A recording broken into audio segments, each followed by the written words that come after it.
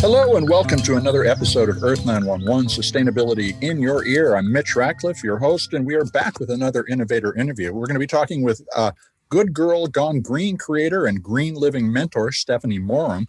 She's been looking at the choices for entertaining sustainably this summer, but we also want to talk about bringing communities together this summer to do green things. Over the years, she's been exploring many ways that we can reduce our environmental impact, like we do at Earth911, and she has a special emphasis on making our lives unique and enjoyable.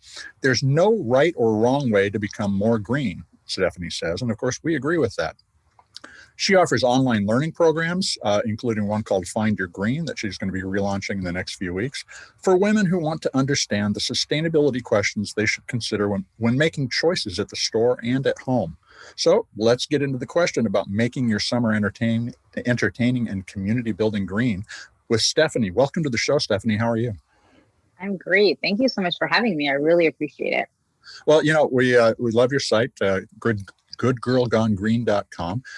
And I wanted to start off by asking you, in the context of coming out of the pandemic, people are starting to get together again, but what kind of activities do you suggest that people engage with in their neighbors to start a conversation about sustainability as we come back together as a community? So I think the first thing that we can do is go for a walk. Ask your neighbors if they want to go for a walk with you. That's where conversations start, right? Mm-hmm. You're just going for a walk, you're, just chatting about life, and then the conversations come up about sustainability. It always comes up in my conversations naturally. So I think just going, walking with your neighbors and just getting to know them. The next thing is, I recently moved in September. I lived in a condo and now we have a house. We sold our condo and we have neighbors that actually talk to us. So the conversations do come up about, green living and everything like that, because they'll be outside mowing their lawn, or they're going to be, doing some yard work, and they ask us how we are. We ask them how they are. And then the conversation just naturally evolves into green conversations. For example, they have this really cool lawnmower that was actually electric lawnmower, and my husband was looking for one, and he just started a conversation about electric lawnmowers and what's better. I just had this really great conversation with our neighbor. Our other neighbor is all about plants, so I've had a gazillion conversations with him about plants because he owns an actual plant store. So I think it's just really getting out of our shell a little bit and just starting conversations wherever that is. Going for a walk, just saying hi to your neighbors, saying hi to the people that, walk by you on the street. And if you want to go a step further, it could be starting activities within your community, going to the town and say, hey, could we organize this this event around X topic? And could be like something like that, right? Yeah, totally. Meeting up at a park and having like a barbecue, like a community barbecue, and asking the town, can we do this? And can we invite the people in the town? You know what I mean? So I think it's just being creative, and it's really all, like you said, Mitch, it's like starting that conversation, and it's having an authentic conversation. It's not like just verbally vomiting, sustainability on somebody. It's just having that conversation and allowing that conversation to lead potentially into a green living conversation. Yeah, so you don't have to wear a T-shirt that says "Ask me about being green." You can, but you don't have to. Well, so, you shared with us a list of ideas for hosting parties, and I wanted to run through some of them. Now, you suggest people bring their own utensils. How do you look at utensils? Do you think it's better to use steel reusable utensils, or to use compostable utensils in a party situation? Because people will show up, and sometimes they will, and sometimes they won't have that kind of thing in hand. What do you recommend? So I think it just depends where you are in your journey of sustainability and green living. Some people find it super inconvenient to bring their own cutlery, super inconvenient to wash dishes when they have a party. So then I think the next best thing is compostable. It's better than the regular plastic ones. If you're in a position where you don't care that you wash dishes, and you don't care that you ask your guests to bring their own cutlery, I would ask my guests. I have zero problems doing that, but some people might feel a little bit shy. But for me, it's all about reusing. So if I'm having a party at my house, I feel like it's my rules, right? In the sense of I'm going to make sure there's reusable cups, reusable plates. I will use either wooden spoons, like wooden utensils or metal utensils. I'll make sure that everything's reusable. Do you put And it on I the don't use, invite? When you invite people, do you explicitly ask them to do that? well, what I'm saying is like, I will have I have my own supply. Sure, of course. Right. Like I thrifted a bunch of stuff for like birthday parties and stuff like that. But if I didn't have enough, let's say, I would maybe ask, my friends like, hey, if you have like a plastic cup, do you mind bringing it? Because I'm not gonna go in and buy compostable ones. And my friends know what I do and where I stand, so they would just chuckle and think it's hilarious, right? But if you're not in that position and you feel maybe a little bit awkward asking people, and you don't have enough plastic because you don't want to bring glass outside, then buy the compostable ones. Like it's all about, it's not about perfection living green, right? It's about doing the best that we can with the knowledge that we have. And I think having compostable, if you compost and if you have industrial composting in your town, then I think it's a good option. Obviously, reusables, in my opinion, are better. But if you don't have that option, then it's compostable. So, you also talk about the idea of replacing one item in your home every day with a sustainable alternative. And that takes a little work. So how do you keep focused on doing that and moving forward every day? Well, I think it's all about the journey, where you are. And so when it comes to replacing an item in your house, it could be as simple as, I used to buy plastic. When I say I'm just like generally saying like the person, I might have used Ziploc bags and plastic bags all the time, and they want to move to more sustainable ones. So is there another option out there? Can you use silicone bags instead? Can you use cloth bags instead? What is that option? If you used to, let's say, put your glass jars in the trash all the time, or used to recycle them. Okay, instead of doing that, use them as cups, so then you don't have to buy cups anymore. So I think there's just so many things that you can replace in your home to be more green, and it's kind of one step at a time. I kind of went down the path of, once I learned something, I was unable to learn it, and I kind of just like went crazy and just removed what I wanted to remove from my home. But I think it's small baby steps. And I think that's what people have to understand, that you're not going to go from, living the lifestyle, say, where you weren't as caring when it came to the planet. And now you're like, okay, I really want to concentrate on living green. So it could be replacing plastic bags. If you use straws, it could be using stainless steel straws. If you shave, it could be getting a stainless steel shaver. It could be, instead of buying shampoo bottles all the time, if you have a refill station, you can refill your bottles you already have with shampoo and conditioner. It could be using shampoo bars or conditioner bars. And I think when you make that switch, it's to make the switch from the thing that you use the most. So if you always use straws, right? Sure. So I was going to say, like, if you always use straws, then that would be the switch that I would make. If you rarely use straws, then maybe that's not the most important switch. Right. But how do you, and this is, I think about this too, because I try to practice the same thing, but keeping it going on a day-to-day basis, do you kind of start the morning and look around to find that thing, or do you make a list of things and then kind of knock things off your list? That's always hard for people to keep the momentum going. Well, for me, I'm pretty much at the very, when I talk about green living, I talk about the different colors, right? You have like the light green and then like the really dark green. I think I'm really at the dark green, and I think I've switched out a lot of things already. But if it's for someone that's starting out, a list could be a great idea. Or when you use that item, so say, I don't know, give an example. You have a box of plastic bags and you have 4 left. Use them until they're done. Don't just throw them out. So when you have finished using that Ziploc bag, then it's your moment to go, okay, now I need to get my sustainable option. And it could be making a list of all the things that you use the most and what isn't a sustainable option that you can use. So, people use a lot of plastic bags. So it could be that could be the number one thing on your list. getting rid of the Ziploc bags and getting cloth bags for shopping and stuff like that. But making a list can be a great idea. Every time you're done with something, then look for the sustainable option. So the next time you need that product, you're not reaching for the disposable option. Now, you're also a proponent of using plants indoors and opening the windows to improve air quality. But what do you suggest for a summer like we're headed into? In fact, this weekend may be the hottest days ever in the Seattle area. So should we be closing the windows? And what do you do in that case? Does the plant help enough? So for me, when I lived in our condo, I didn't have a lot of plants. And now I'm going crazy with plants. I feel like it changes the whole vibe of my house.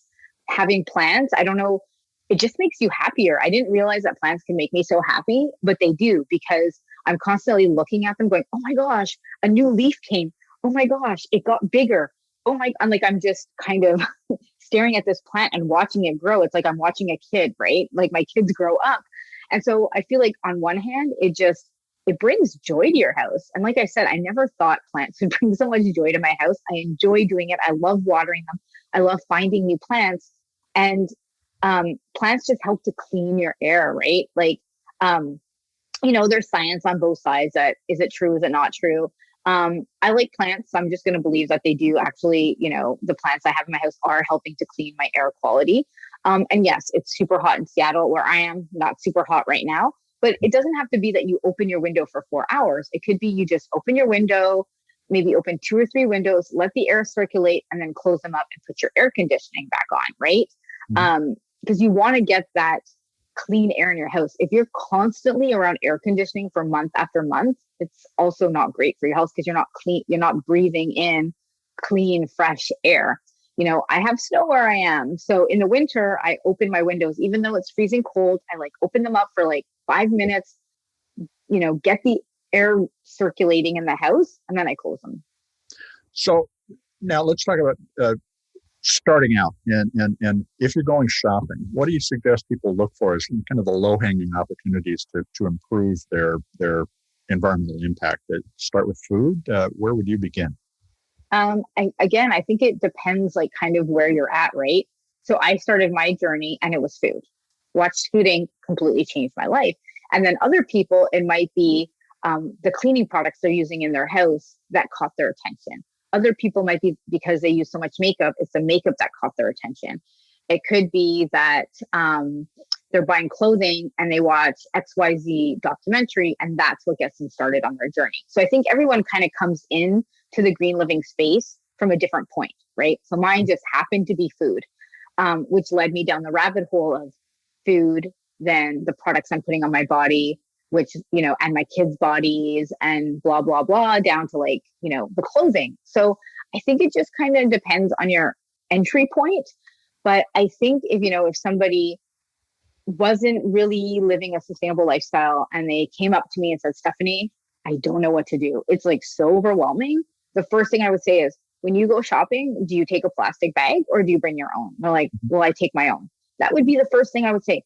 Get a reusable bag. Get a handful of them, have them in your car, have them hanging at your door so you don't forget them. And that would be the number one thing. Because I think a lot of people like us in this space, we take it for granted that people have reusable water bottles, that they have, and they have reusable cloth bags. I think we would be surprised with the amount of people that don't use reusable bags and reusable water bottles. Sure. So for me, that is the low hanging fruit. If they already use cloth bags and they already use reusable water bottles, then I would say, okay, before you put something in the trash or the recycling, look at it and say, can I reuse this in some capacity? Mm-hmm. Can I reuse that glass jar for a plant? Can I use that glass jar instead of going out and buying containers for my food in the fridge for leftovers? Can I use that glass jar? I'm never going to have to buy a glass cup in my life again because I keep my glass jars. So when they break and fall on the ground, I'm not freaking out. I just spent $10 on this cup. It was my peanut butter jar, right? Now, the other thing that is challenging for a lot of people when they start to take that green journey is finding the right information to help them understand what is sustainable, not just the product's sustainability, but how to use it sustainably. How do you find sources and make choices about who you're going to pay attention to in terms of green guidance? Well, Google is my friend. I Google everything. I search everything. And I look beyond let's say we're talking about a brand. Mm-hmm. And I want to buy certain clothing or, makeup or whatever that is, like a sustainable company. I look beyond what they're necessarily kind of saying on the website, because there's a lot of companies out there that say, oh, we're green and we're this and we're that. And once you kind of like pull the curtain a little bit, you're like, well, are you really? So I think it's just asking questions to different companies. My number one question is, if they don't say it on the website, where was this made? My next question is, was this made in a fair way? Are the people that made these products paid fair wages? Like, did children make this product? And then those are my two main questions. Where was it made and who made it? And then whatever the product is it sustainable materials? So let's say we're talking about clothing. Is that t-shirt made of hemp or organic cotton? Is the packaging sustainable? Are they sending that organic t-shirt in a plastic bag? Or are they sending it in something that's more sustainable? Do they use minimal packaging? So these are all questions that I ask companies. And I love to tell this story just for a minute. I needed a new suitcase about 2 years ago. My suitcase was completely done. I needed a new one. And it took me a long time to find a suitcase that kind of met my criteria of what I look for. I found one suitcase that was made of recycled plastic, which I was like, great, recycled plastic. This is awesome. And then I found another suitcase made by a company here, and kind of a company similar to Patagonia, same type of values of Patagonia. And it wasn't made of sustainable materials, but they were able to tell me where it was made. And they were able to tell me that the people that made this suitcase were paid fair wages. And then the recycled suitcase company, I called them and asked them tons of questions, and they weren't able to answer them. They were like, well, it's made here and we think so-and-so makes it. And they just weren't able to give me an answer that I felt comfortable with. So I always tell people, sometimes something better for the planet isn't always better for the people. And something better for the people isn't always better for the planet, right? Sometimes you can't have both. So I looked at the suitcases and I said, what's most important to me? I want to know that the product that I'm buying, that the people behind that product are being treated in a fair, ethical way. That is so important to me. So I bought this suitcase that was made of just regular materials, but it was a sturdy suitcase. I'm going to have this suitcase probably till I die. So in that sense, it is super sustainable because I'm going to have it for a long time. And I know the people that made it were paid fair wages, and I feel comfortable buying it, versus the plastic one. It would probably break and I'd probably have to buy a new one, and I have no idea who made it. So I think it's just to kind of decide what's the most important for you and to ask companies hard questions, because if no one's asking the hard questions, they're not going to change, right? Especially the big companies. And this notion of trade-offs is really interesting. There are a variety of services now that are starting to aggregate a bunch of information, but it is usually sort of unidimensional. It's like all about the environment or all about fair labor, but not bringing all that together in such a way that you can make a value judgment about what you are willing to trade off. And now you call companies and ask questions. Do you find that they welcome those questions, or is that a challenge? And does it take a lot of time? A lot of the time I send like Instagram messages to people. And then if I need to get on the phone with them. So let's say there's a company I see, I'm looking for shoes. Like I need a new pair of running shoes and I'm searching for running shoes. I'll send the company, if I don't find the answer on their website, or I kind of want to dig a little deeper, I'll send them an Instagram message, say, hey, where was this made and who made it? Most of the time they answer that question. They send me a link to where I can find the information, and all that kind of stuff. I ask them, if they say, oh, it was made in, overseas somewhere, like in Bangladesh or China, I'll say, okay, what do you have in place to assure that they are being paid fair wages? Right. And they say, and they'll be like, we go visit them X time a year. We make sure we have good relationships with them. So they're able to answer those questions. So a lot of the time I start with an Instagram message or an email.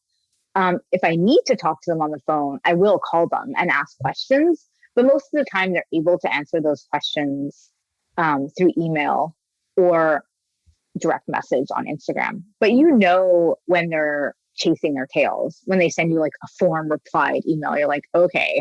Yeah, boy, I've seen enough of those. But that raises another question. Do you prefer to buy direct from the company so they ship it to you, or are you okay with ordering through an e-commerce system like Amazon? That's a really big question. I prefer to buy directly from the actual company because I know more money is going into their pocket when I do that. But there are websites out there, not Amazon, but other websites that are, let's say, also mom and pop owned, but they sell a variety of products from different companies, right? So I'm thinking of one here. It's called wells.ca. It's like more of a sustainable website. And they have multiple products on there. I would feel comfortable buying from them because they have a lot of sustainable products. But I really, really try to buy direct from the company itself. And the Amazon question is like such a huge question. So it's like a can of worms question. I really, really don't love Amazon personally. I feel like their packaging is just ridiculous. And I would much prefer to buy a product from the company because Amazon takes, a large chunk of their and profits. they have labor issues too. That too. That could be a whole podcast episode. Why I don't buy from Amazon. Well, if anybody's read the book Fulfillment, it would be very difficult to continue to do it and feel good about it. Now, let me ask about the Find Your Green course. I know you've run it for a long time and you're about to relaunch it. How many women have been through the program? That's a really good question. Probably a couple hundred. Okay. What do they focus on? So it's kind of like four topics. I talk about like sustainable fashion. I talk about a little bit about non-toxic living, reading food labels, reading personal care labels, the sustainable fashion, like I mentioned, and also how to reduce your waste. So what is it that you do to reduce your waste? And I give a lot of resources like where do I buy my products? Where do I get my clothing? How do I do like a closet clean out?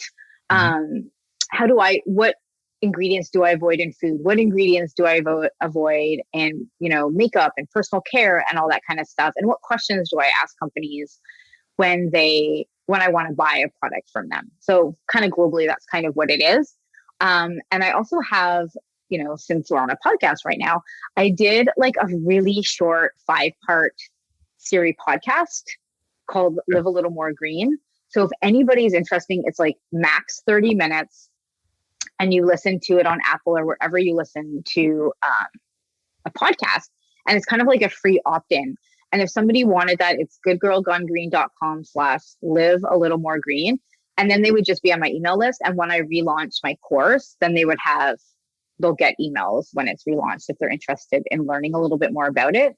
Or I hang out on Instagram. I love Instagram. So I can be found on Instagram. That's come through more than a few times. Now, let me ask about the women who are doing it. Is it does it span generations, or is this mostly young moms, for instance, who are trying to both live green and teach their kids to be green? I think it just kind of depends. I feel like it's for the women that might be a little bit more overwhelmed and not sure where to start, where they're bombarded with like so much information, like buy this, don't buy that, use a reusable straw, don't use a straw at all. You have too many cloth bags. You don't have enough cloth. Like it's just overwhelmed. And it could be young moms that are just like, how do I have a green lifestyle and still, work my 9 to 5 and still, I have kids and I have all these responsibilities. And so it's just a place where they can get the information. They don't have to Google, sit for hours Googling. I've done that. I've spent hours. It took me forever to find my suitcase. So it's just kind of a space where that overwhelmed woman that is just, doesn't know where to start. It's like a starting point for them. They are going to find their green. and, go from maybe light green to dark green or light green to medium green, just depending where their journey goes. So I'm here to help them and guide them on that journey. So you've done the homework and you're sharing what you've learned. Right. And it's funny because how I got started with Good Girl Gone Green was my friend, 11 or 12 years ago saying, you have so much information in your head, you need to share it somewhere. And I said, I don't want to write. I'm not a writer. I just like to talk. She's like, you should start a blog anyways. Your grammar doesn't have to be perfect. Nobody cares. So that's how I kind of got started with my blog, was just sharing things I was learning on my journey, things I was finding on my journey, different products, and how I was living more of a green lifestyle. And then that kind of just snowballed into where I am now, where I really want to help people where they're at on their journey. And it's not an all for nothing, it's just, the small steps forward to make those changes. Well, Stephanie, I think this is a great place to end the conversation, because we've covered a lot of territory here, but I'd love to have you come back and talk about what to do in the fall and winter soon. Thanks for spending time with us. Thank you so much for having me, and I would love to come back. Great. Well, we've been talking with Stephanie Moram. She's the founder and ongoing author of goodgirlgonegreen.com. That's all one word, goodgirlgonegreen.com. You can check out her site and her courses anytime. We encourage you to take a look. This is Earth911, Sustainability in Your Ear. I want to ask you a favor before you end the show today. Would you share it with a couple of your friends? Learning to be green is a mission, and it's a mission for all of us to undertake. So spread the word. We appreciate it. We'll be back with another innovator interview soon. I'm Mitch Ratcliffe, your host, and this is Earth911, Sustainability in Your Ear. Take care of yourself, take care of one another, and of course, let's all take care of this beautiful planet of ours. Have a green day.